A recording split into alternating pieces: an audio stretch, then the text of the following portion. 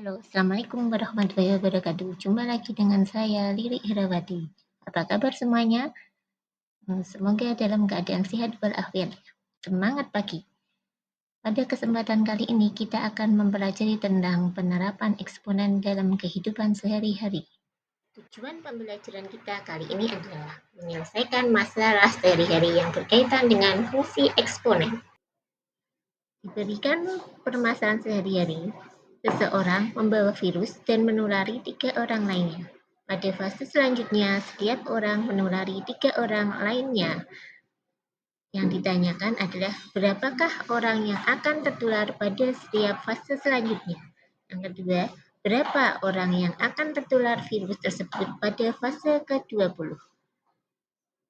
Apabila kita buat tabel, maka fase pertama banyaknya orang yang tertular adalah ada 3 orang.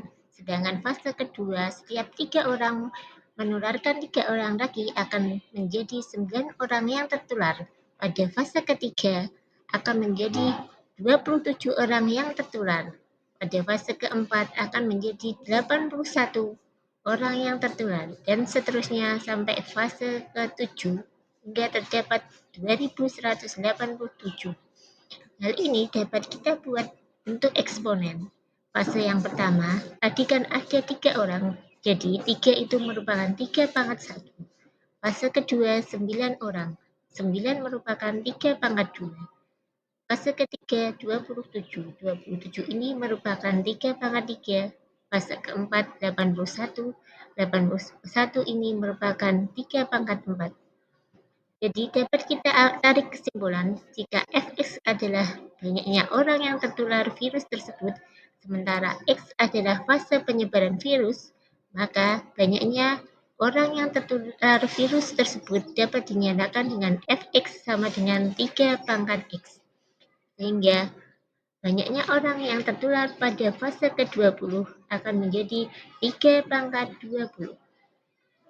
Pertanyaan selanjutnya, manakah dari grafik fungsi berikut ini yang mempresentasikan peningkatan jumlah orang yang tertular virus tersebut jika proses penularannya terjadi terus-menerus? Apakah grafik pertama yang berwarna merah? Apakah grafik yang kedua yang berwarna hijau? Ataukah grafik yang ketiga yang berwarna biru? Mari kita kerjakan menggunakan GeoGebra. Setelah kita gunakan GeoGebra, maka kita peroleh grafik fungsi Fx sama dengan 3 pangkat X sebagai berikut ini. Jadi, grafik yang mempresentasikan peningkatan jumlah orang yang tertular virus tersebut jika proses penularannya terjadi terus-menerus adalah grafik yang ketiga, yaitu grafik yang berwarna biru. Contoh yang kedua, untuk mengamati pertumbuhan suatu bakteri pada inangnya, seorang peneliti mengambil potongan inang yang sudah terinfeksi bakteri tersebut dan mengamatinya selama 5 jam pertama.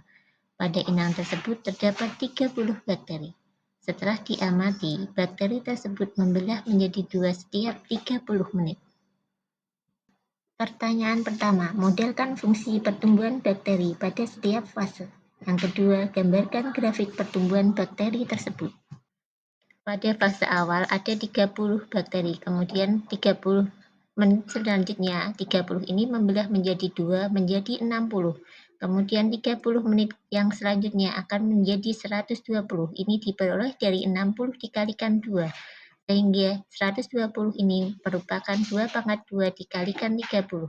Selanjutnya fase yang ketiga akan menjadi 240. 240 ini diperoleh dari 2 pangkat 3 dikalikan 30. Sehingga pertumbuhan bakteri dapat dirumuskan sebagai fungsi eksponen Fx sama dengan 30 dikalikan 2 pangkat X. Fungsi tersebut jika digambarkan di dalam GeoGebra akan menjadi seperti ini. Materi yang selanjutnya adalah peluruhan. Sebagai contoh, obat menahan rasa sakit disuntikkan kepada pasien yang mengalami luka berat akibat kecelakaan. Dosis obat yang disuntikkan adalah 50 mikrogram. 1 jam setelah penyuntikan, setengah dosis tersebut akan luruh dan dikeluarkan dari dalam tubuh. Proses tersebut akan terus berulang setiap jamnya. Pertanyaannya adalah yang pertama, berapa banyak dosis obat yang masih tertinggal di dalam tubuh pasien setelah 1 jam? 2 jam, dan 3 jam.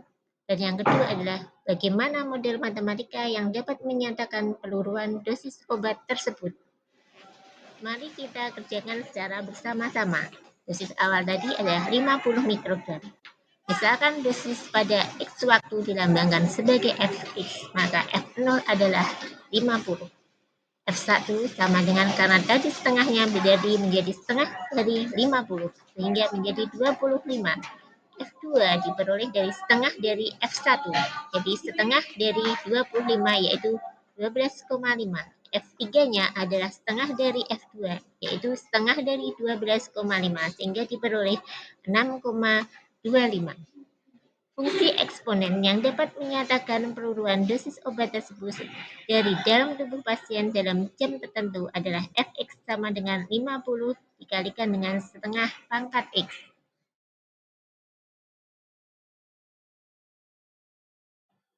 Mari kita tarik kesimpulan bersama. Perhatikan dua kurva berikut ini.